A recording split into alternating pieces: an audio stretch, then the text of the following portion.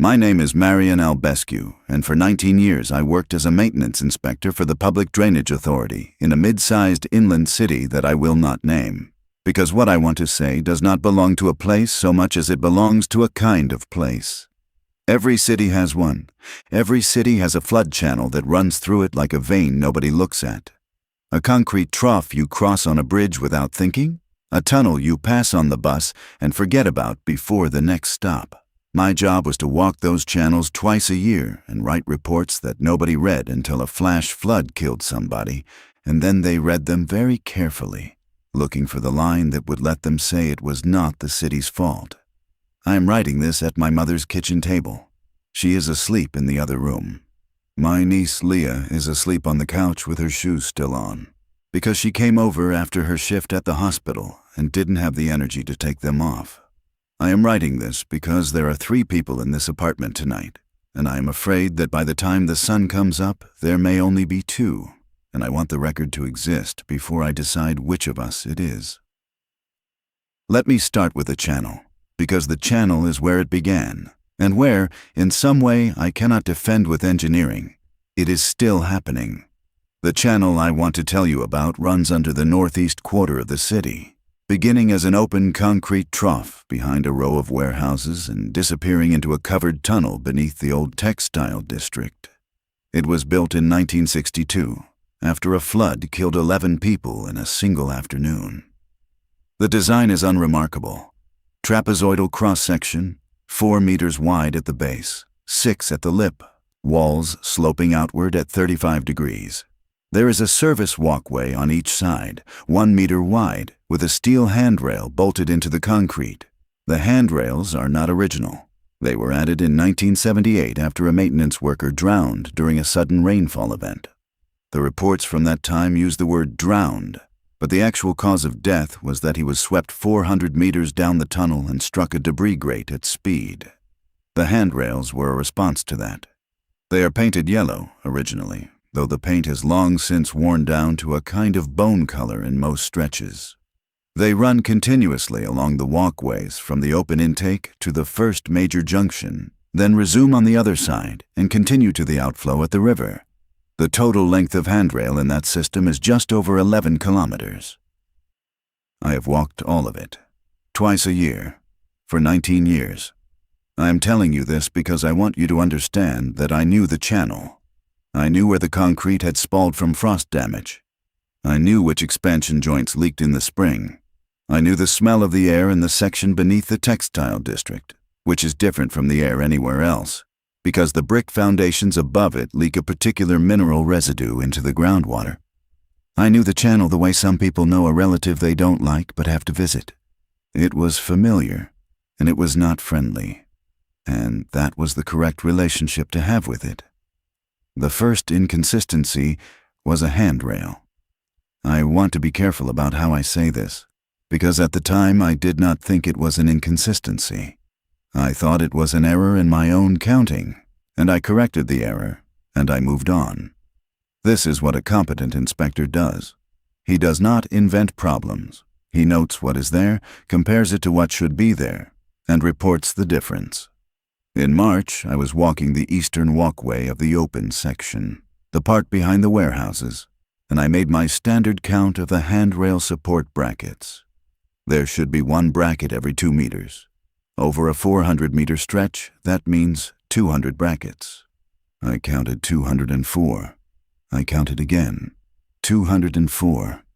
I counted a 3rd time, slowly, touching each bracket with my gloved hand as I passed it, and I got 204. This was not alarming. Brackets get added during repairs. A section of corroded rail might be replaced with a slightly different bracket spacing. I made a note in my field book. E-walkway, section 3, bracket count +4 over spec. Verify against repair log. When I got back to the office, I checked the repair log. There were no repairs to that section since 2009. The 2009 repair had replaced 12 meters of rail and would have used 6 brackets. The original spec for that 12-meter stretch would also have been 6 brackets. The math worked out. The repair did not add any brackets. I sat at my desk for a while looking at the log, and then I wrote in the margin of my field book, Recount in October. I closed the book. I did not think about it again for 7 months. In October, I walked the same stretch. I counted 207 brackets. I want to describe what I felt at that moment because it is important to the rest of this. I did not feel fear. I felt the small, specific irritation of a professional who has discovered that he made a clerical error and is going to have to spend an afternoon reconciling paperwork. I assumed I had miscounted in March. I assumed I was miscounting now. I walked the section a 4th time, 207. I walked it a 5th time, this time using the chalk marker in my belt to put a small tick on every 4th bracket, so I could verify the count by tick groups. 207 brackets, 51 full groups of 4, plus 3 extra. The brackets were not new. They had the same weathering as the others. The paint was worn down to the same bone color. The bolts were the same vintage. If someone had added brackets between March and October, they had aged them first, which made no sense, because nobody had any reason to add brackets to a drainage channel in the first place. I noted it. I did not report it yet. I wanted to understand it before I put it in writing, because the Drainage Authority is not a place where you submit a report that says, there are more handrail brackets than there used to be. You submit reports about scour damage and inflow obstruction and concrete fatigue. You do not submit reports about counting errors that are not counting errors. That night, I sat in my apartment and pulled out my field books going back 19 years. I keep them. I have always kept them. They are stacked in a metal cabinet by the door because my mother used to complain that I left them on the kitchen counter. I went through them one by one, and I looked for every bracket count I had ever recorded for that 400-meter stretch. The numbers were these: 2006, 200, 2008, 200, 2011, 200, 2014, 201, 2017, 201, 2020, 202, and 2022, 203, 2024, 204, October of this year, 207. The count was rising, slowly, at first, then faster. I did not sleep well that night. I told myself it was a coincidence, that I had miscounted in the early years, that the rate of increase was an artifact of my own carelessness becoming more careful over time. I told myself a lot of things. I am good at telling myself things. It is part of being the kind of person who walks alone in concrete tunnels for a living. The next morning, I went back to the channel with a tape measure and a clipboard, and I measured the spacing between every bracket in the 400-meter stretch. The spec is 2 meters plus or minus 5 centimeters for thermal expansion tolerance. What I found was that most of the spacings were within spec, but there were 7 places where the spacing was significantly tighter, between 1 meter 40 and 1 meter 60. At each of these tight spacings, the bracket between the 2 normal brackets was the extra one. It was as if someone had taken the existing rail and inserted a new bracket between 2 old ones, then rebolted the rail to accommodate it. I checked the bolt holes in the concrete. The bolt holes for the extra brackets were old. The concrete around them had the same staining as the concrete around the original brackets. The bolts themselves had the same corrosion pattern. I went home and I drank 3 cups of coffee and I sat at my kitchen table and I thought about it for a long time. There is a particular kind of professional, and I am one of them, who responds to an impossible observation by widening the field of measurement. You do not panic. You do not tell anybody. You measure more things, more carefully, over a longer period, until either the impossibility resolves into a known phenomenon, or it does not. I decided to measure more things. Over the next 3 weeks, between my other duties, I walked the entire 11 kilometers of handrail and I counted every bracket. The expected total, based on the original 1978 installation drawings, was 5,498. I had walked this system many times. I had never counted the entire thing in a single pass before because there had never been a reason to. I counted 5,612. That is 114 extra brackets, distributed across 11 kilometers of handrail in a system that had no record of having received any additions beyond documented repairs. all of which I had cross-referenced. I sat in the field office that night after everyone else had gone home, and I spread the bracket maps out on the long table. I marked every extra bracket with a red pin. When I stepped back to look at the pattern, I noticed something I should have noticed earlier, and I think the only reason I did not notice it earlier is that I did not want to. The extra brackets were not distributed evenly. They were clustered. There were dense clusters in the long straight sections of tunnel, and almost none in the curves or near the junctions. The clusters were spaced roughly 150 meters apart, which is the maximum distance a person can comfortably see in the tunnel with a standard inspection lamp. The clusters were spaced so that wherever you were standing in the tunnel, you could see at least one cluster. I do not know how to describe what I felt when I understood that. It was not a thought. It was a physical sensation in my chest. A tightening. The kind of thing you feel when you realize that the noise you have been hearing for the last hour is not the wind. It is something else, and it has been there the whole time. I rolled up the maps. I locked them in my desk. I went home.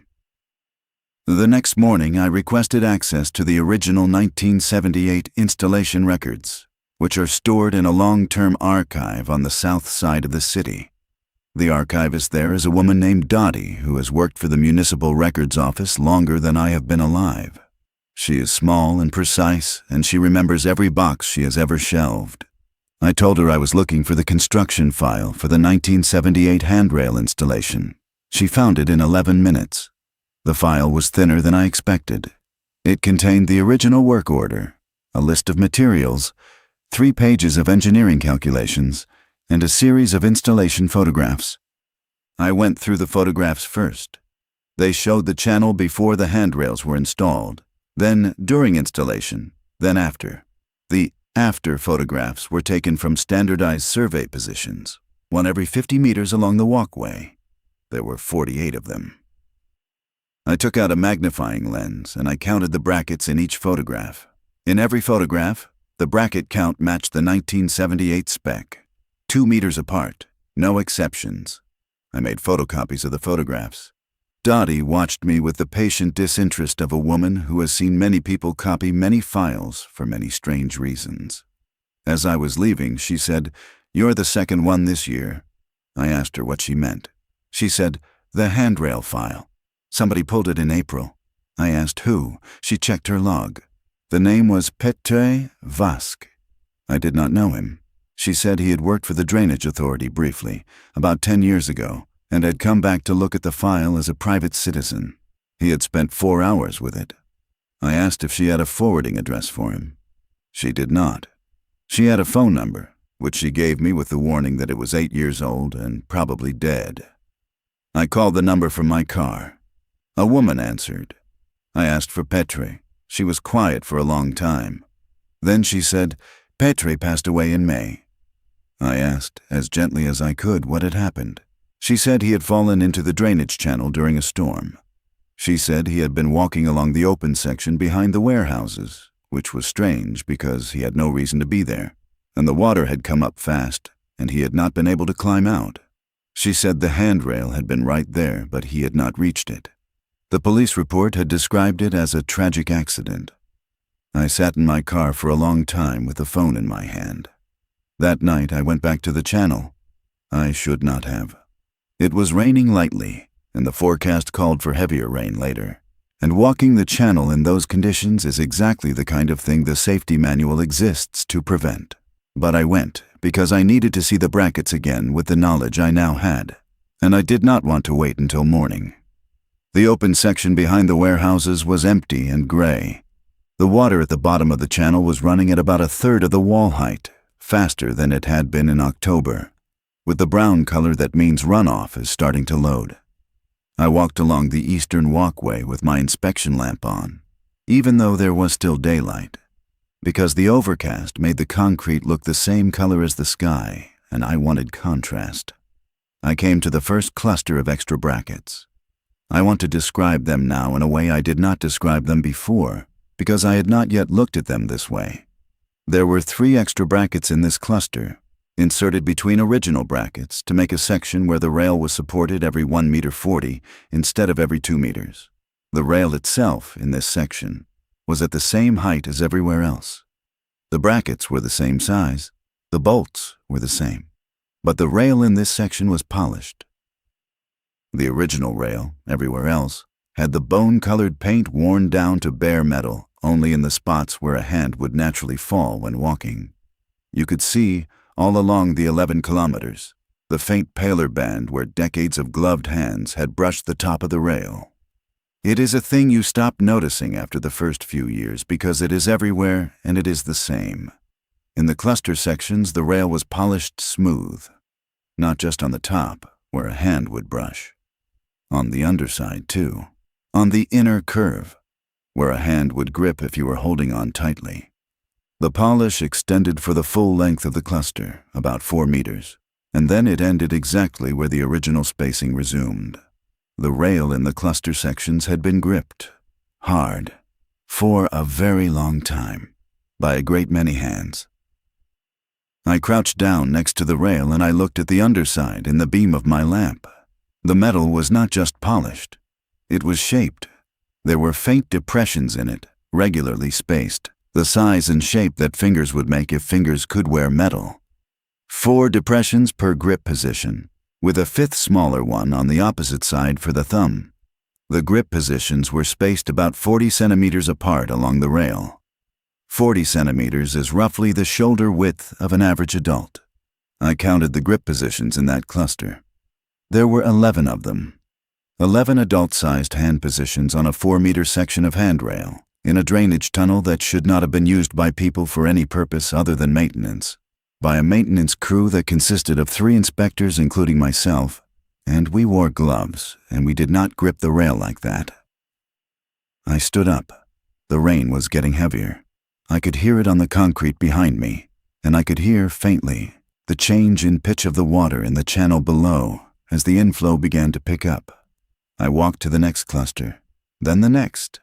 Every cluster, in every section I checked that night, had the same polishing, the same grip depressions, the same number of positions, give or take, 11, 12, sometimes as many as 15. I am not a man who startles easily. I want to make that clear. I have been in tunnels in the dark when the lights failed. I have been alone underground for 10 hours at a stretch. I have pulled the remains of small animals out of intake grates. I do not startle, but standing in the rain that night with my hand on a rail that had been held by people who were not supposed to be there, in a system that had been adding itself to itself for at least 18 years and possibly much longer, I felt something move in me that I had not felt before in 19 years of this work. It was not fear of the channel. The channel was the same channel it had always been. It was fear that the channel had a purpose I had not been told about, and that I had been working inside that purpose for my entire career, and that the purpose was now beginning to include me. I left the channel. I went home. I did not sleep. The next morning I called my supervisor and told him I was taking 3 days of personal leave. He did not ask why. He never asks why. He approved it and hung up.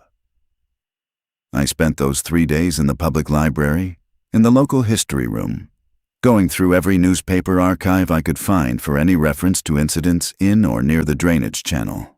Not just deaths, although there were deaths. I was looking for disappearances, people who had gone toward the channel and not come back, or had been found near it without a clear explanation. I found 43. Over 62 years.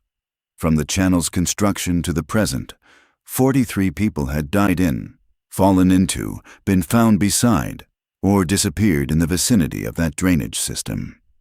The official records categorized them as drownings, suicides, accidents, exposure deaths, and in 14 cases missing persons whose last known location was within 2 blocks of an access point. 43. I want you to do the arithmetic with me. 11 kilometers of handrail, 114 extra brackets, 43 deaths or disappearances. If you divide the extra brackets among the recorded incidents, you get roughly 2.5 extra brackets per person. That is not a clean number. I tried other divisions. Extra brackets per cluster, extra brackets per kilometer, extra brackets per decade. The cleanest division was this. If you took only the incidents where the body was never recovered, the 14 missing persons cases, and you divided the extra brackets by those, you got roughly 8 brackets per person. 8 brackets is the number it takes to extend a handrail by about 15 meters. 15 meters is roughly the length of rail that one person would grip, hand over hand, while moving slowly along a walkway in conditions where they did not want to let go. I closed the newspaper file. I sat at the library table for a long time. The light from the high windows moved across the wood. A woman 2 tables over was reading a novel and occasionally laughing quietly to herself. The world was continuing in its usual way, and I was sitting at the edge of an arithmetic that I did not want to be true. That night, my niece Leah called me. She is a nurse at the regional hospital, on the trauma floor.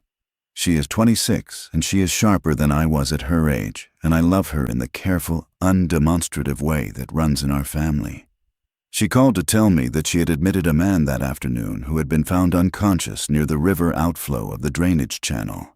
He was hypothermic, dehydrated, and his hands were badly damaged. She said the damage to his hands was unusual. She said it looked like he had been gripping something metallic, hard, for a very long time. She said the pattern of injuries on his palms and fingers matched the spacing of a handrail. She said he was conscious now, and he had asked the duty nurse a question, and the duty nurse had thought it was strange enough to mention in the chart. The question was, how many of us came out? Leah asked me what I thought it meant. She knew where I worked. She had grown up hearing me complain about the drainage authority. She thought I might know.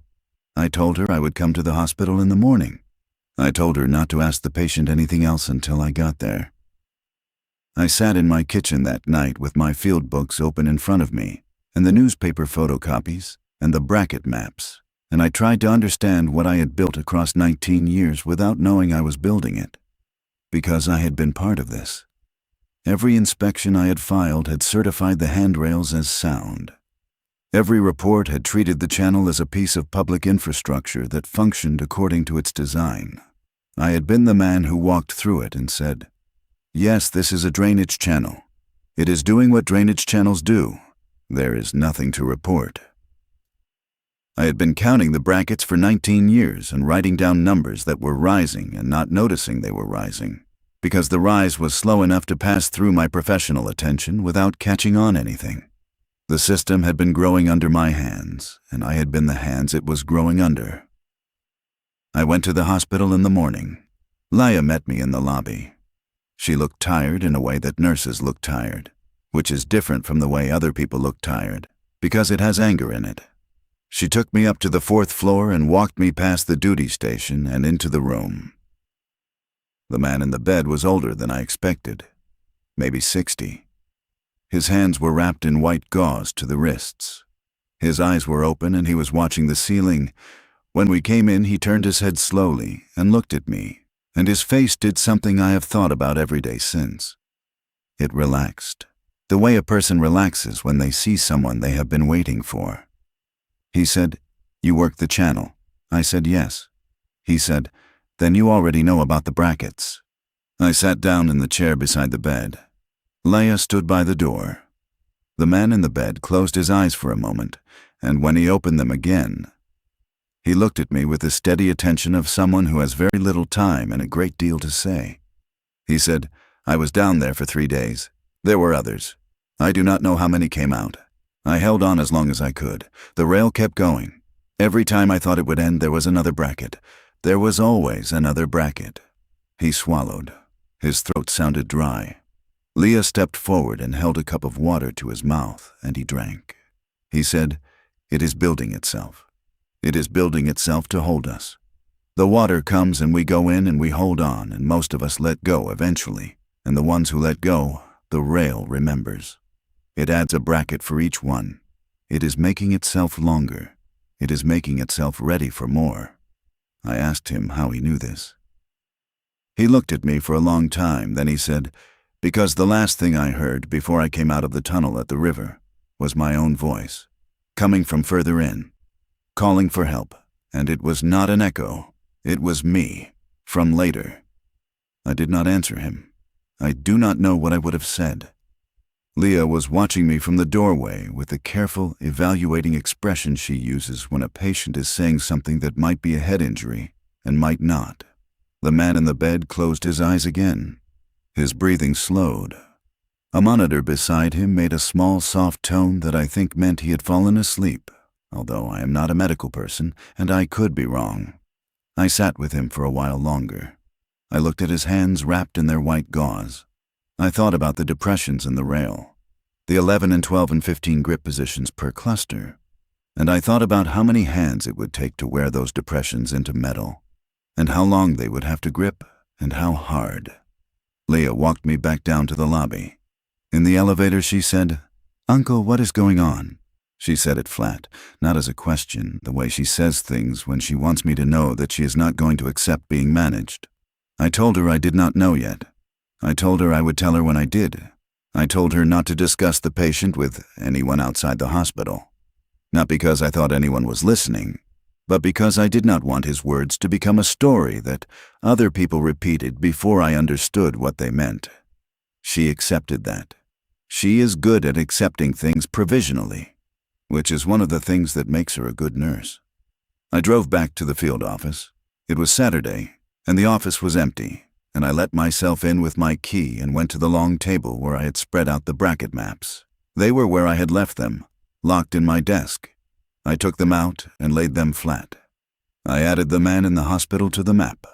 I marked the river outflow with a black pin where he had emerged. Then I did something I had not done before. I took the list of 43 deaths and disappearances from the newspaper archive, and I cross-referenced each one with the access point closest to where the person was last seen. I marked each entry point with a green pin.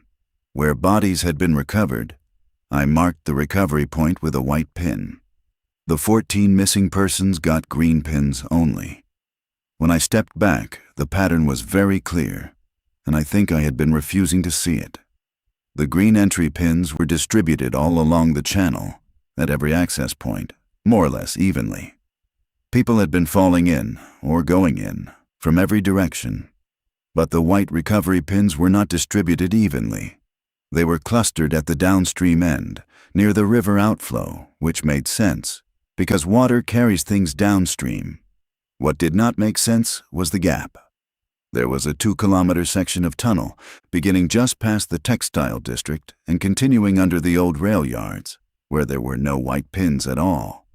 People had entered the channel upstream of that section, and they had been recovered downstream of it. But nobody had ever been recovered from inside that section. Not one body in 62 years. That section also contained the densest concentration of red pins, the extra brackets, the growing rail. I sat down at the table. I put my head in my hands. I tried to think about it as an engineer would think about it, and I could not, because there was no engineering explanation. The rail in that section had been added to most aggressively because the rail in that section was where people were being kept. That is the word that came to me. Kept. Not killed. Not drowned. Kept. The man in the hospital had said he heard his own voice calling for help from further in. He had said it as if it was the worst thing he had to tell me. Worse than the 3 days of holding on. Worse than his hands. He had said it last, the way a person tells you the worst thing last because they are not sure you will believe the rest if they lead with it. I thought about what it would mean for him to be right. It would mean that the section of tunnel where nobody is ever recovered is a section where time does not move the way it moves elsewhere. It would mean that the people who went in and were never found are not dead exactly, but are also not anywhere a person can be found, and that they are still in there, holding on, and that one of them is him, from later, and one of them, perhaps, is me, from later. I want to be clear that I do not believe in supernatural things. I have never believed in them. I have spent my entire adult life in concrete and water and steel and the predictable behavior of materials. And I do not know how to make the things I am writing here cohere with that life. I am writing them anyway because they are what I found. I locked the maps back in my desk. I drove home. My mother was in the kitchen making the kind of stew she makes when she is anxious about something she has not been told. She did not ask me where I had been. She put a bowl in front of me and sat down across the table and watched me eat. When I was finished, she said, "Marien, you look like your father did the year before he died." "My father died of a heart attack at 58. I am 51. I told her I was tired. She did not press. That night the rain started in earnest. It had been forecast for 3 days, but it had been holding off, the way autumn rain in our region holds off and then arrives all at once. By midnight it was coming down hard enough that I could hear it on the roof of the building. By 2 in the morning, the city's flood warning system had sent the standard notification to my phone, the one I get because of my job, the one that tells me the drainage channel is at 50% capacity and the on-call crew has been activated. I was not on call that night. I should have stayed in bed. I knew, even as I was putting my boots on, that I was about to do something that the safety manual existed to prevent, and that I was doing it anyway because the part of me that wrote the safety manual had been overruled by a part of me that I did not yet have a name for. I drove to the open section behind the warehouses. The rain was coming sideways. The street lights were doing the thing street lights do in heavy rain, where the light becomes a sphere around the bulb and the rest of the street is dark. I parked at the maintenance access and I put on my high-visibility coat and my hard hat, and I clipped my inspection lamp to my belt and I walked to the edge of the channel. The water was at 2/3 wall height and rising. It was the color of milky tea. It was carrying the things that flood water carries, branches and bottles, and the kind of small, unidentifiable debris that you stop trying to identify after the first few years. The channel was doing exactly what it had been built to do, which was to move a tremendous volume of water through the city without letting it touch the streets. I walked along the eastern walkway, holding the rail in my gloved hand. The rail was wet. I could feel, through the glove, the place where the original brackets ended and the cluster began. The rail in the cluster was a different temperature. I do not know how to explain that. The metal was the same metal. The rain was the same rain. But the rail in the cluster felt warmer. The way a stone that has been held by a hand feels warmer than the stone next to it, even after the hand is gone. I came to the entrance of the covered tunnel. There is a heavy steel door that is supposed to be closed during high water events, and it was closed and locked the way it should have been. I had a key. I unlocked it. I should not have. I did. The inside of the tunnel was loud. The water was running fast at the base of the channel, 4 meters below me, and the sound was the sound of a river that is angry about being in a pipe. My inspection lamp threw a cone of light along the walkway that ended at the first curve, about 30 meters in. Past that, the tunnel went dark in the way that tunnels go dark, which is not like nighttime, but like the absence of any reason for there to be light. I walked. I kept my hand on the rail. I told myself I was conducting an inspection, which is a thing I had told myself thousands of times in this tunnel, and which had always been true before, and which was now a kind of small lie I was telling to make my legs keep moving. I passed the first cluster of extra brackets. I felt the spacing change under my hand. Tighter, tighter, tighter, then normal. I passed the second, the third. I was now about 400 meters into the tunnel, which put me near the start of the section where no bodies are ever recovered. That is when I heard it. It was very faint at first, beneath the sound of the water. It was the sound of a man calling out. The words were not clear. The tone was clear. It was the tone of a person who has been calling for a long time and is no longer expecting an answer, but is calling anyway because calling is what is left to do. I stopped walking. I held my breath. I listened. The voice was upstream of me, further into the tunnel. It was coming from the direction I was walking. It was my voice. I want to say that I did not recognize it immediately, that there was a moment of confusion before the recognition. But I would be lying. I recognized it the instant I heard it. It is a particular thing to hear your own voice from outside yourself. Most people only experience it through recordings. A recording is always slightly wrong. because of the way your skull conducts sound when you are inside it. The voice I heard was not the recording version. It was the inside version. It was my voice the way I hear it when I speak, which is a way only I can hear it. It was calling for help. I stood on the walkway with my hand on the rail, and I listened to myself, from somewhere further in, calling for help in a voice that knew nobody was coming. There is a thing that happens in a person when the structure of the world fails. I am not going to pretend I handled it well. I leaned against the rail and I closed my eyes and I tried to construct an explanation, any explanation, that did not require what I had just heard to be what it was. Acoustics, a trick of the tunnel, some maintenance worker who happened to sound like me, a hallucination caused by stress and lack of sleep. I worked through them in order. None of them held. While I was doing this, the voice changed. It stopped calling for help. It said, clearly, Marien. It said my name.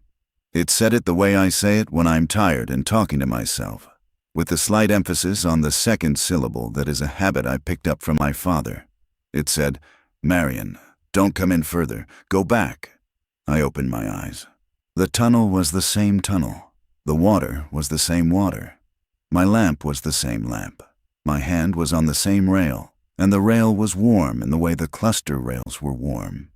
And I realized only then that I had walked into a cluster without noticing, that I was standing in the middle of one, that the brackets on either side of me were the extra ones, and that the rail under my glove had the grip depressions worn into it, and that one of those depressions fit my hand exactly. I lifted my hand off the rail. I stepped back. I turned around. I walked out of the tunnel. I walked the 400 meters back to the door at a normal pace, because I was afraid that if I ran I would not be able to stop running, and I was afraid that running would be a thing the tunnel knew how to use. I went out through the door. I locked it behind me. I went up the access stairs. I sat in my truck in the rain for a long time with the engine off and the heater off and the lights off, and I listened to the rain on the roof, and I tried to decide what I had just done. I had heard a voice in the tunnel that was my own voice, telling me to go back. I had gone back. The question I could not answer was whether the voice had been a warning from a version of me that was trapped further in, or whether it had been an instruction from the tunnel itself, telling me to leave this time so that I would return next time more willing. The man in the hospital had heard himself calling for help, and he had emerged. He had survived. The voice had not stopped him from coming out, so perhaps the voice was a warning. Perhaps there was a version of me, somewhere down that tunnel, in the section where time does not behave, who had spent some unmeasurable amount of his life holding onto a rail, and who used the small remaining capacity he had to call out to versions of himself who were still on the outside and tell them to go back. Or perhaps the voice was bait. Perhaps the tunnel had learned, over 62 years, that the most efficient way to bring a person deeper was to use a voice they trusted. Perhaps the man in the hospital had emerged not because he had ignored the voice, but because the tunnel had let him go, on the understanding that he would tell someone, and that someone would be me, and that I would come. I do not know which of these is true. I have thought about it every day. I am not going to be able to think about it forever, because I do not believe I have very much time left to think. I drove home as the sun was coming up. The rain had stopped. The streets were full of the wet, glittering quiet that follows a heavy rain in the autumn. My mother was already awake. She was sitting at the kitchen table with her tea. She looked at me as I came in and she did not ask where I had been. She said, "I had the dream again." My mother has had the same dream 3 or 4 times a year for as long as I can remember.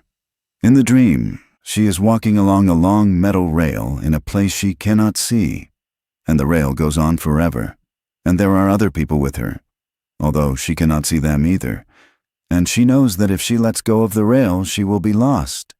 She told me about the dream when I was a child, and she has told me about it perhaps 200 times since. I had always thought of it as a stress dream.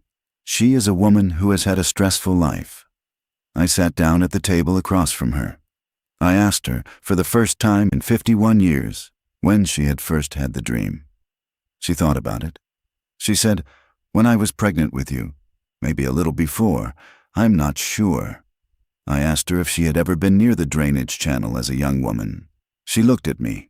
She said, "Marien, my mother used to take us to the warehouses behind the channel when I was a girl. To get fabric. There was a fabric outlet. We went there all the time. Why are you asking me this?" I did not answer her. I poured myself a cup of tea. My hands were shaking, and I tried to hide it from her by holding the cup with both hands. She watched me do this, and she did not say anything. That afternoon, Leah came over after her shift. She had not slept. She told me the man in the hospital had died in the night. He had died quietly, without alarm, in the way that hypothermia patients sometimes die after they appear to have stabilized.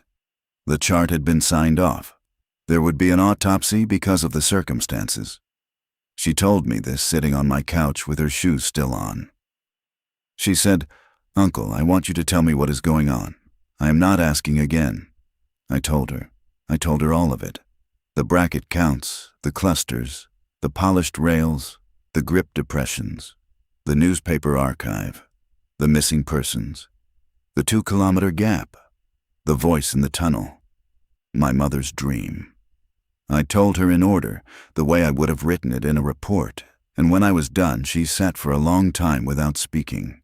Then she said, "How many extra brackets are there now?" I told her 114, as of October. She said, "Walk it again tomorrow." I walked it the next day. The rain had subsided. The water in the channel was down to a third wall height. I walked the entire 11 kilometers, slowly, counting. I counted 5,623. 11 new brackets in the 3 weeks since my last count. 11 new grip depressions distributed across new clusters in sections that had not had clusters before.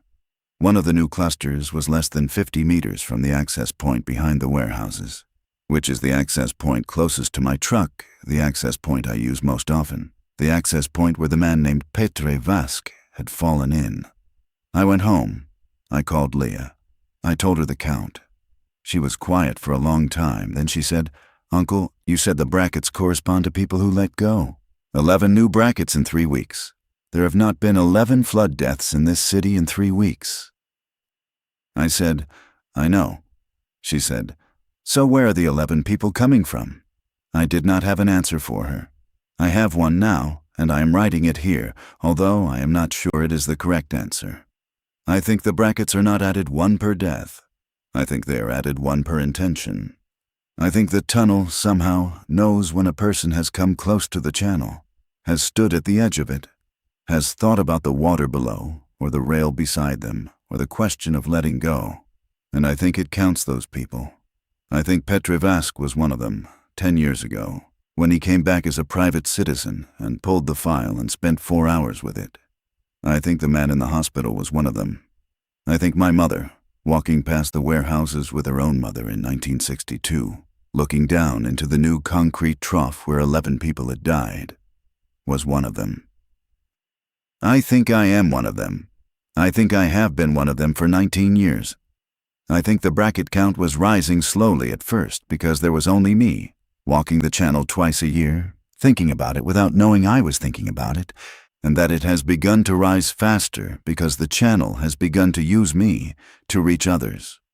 Every report I filed, every certification I signed, every time the channel passed through my professional attention without alarming me. The channel was building itself through my approval. The handrails grew because I kept saying they were fine. I am writing this at my mother's kitchen table at 4 in the morning. Leah is on the couch. My mother is in the bedroom. The rain has started again lightly, and the forecast for tomorrow is heavier. The on-call notification on my phone went off an hour ago. The channel is at 30% capacity and rising. I have made a decision, and I want to write it down so that the decision exists outside of me, so that I cannot unmake it without somebody knowing. I am going to file a report tomorrow morning.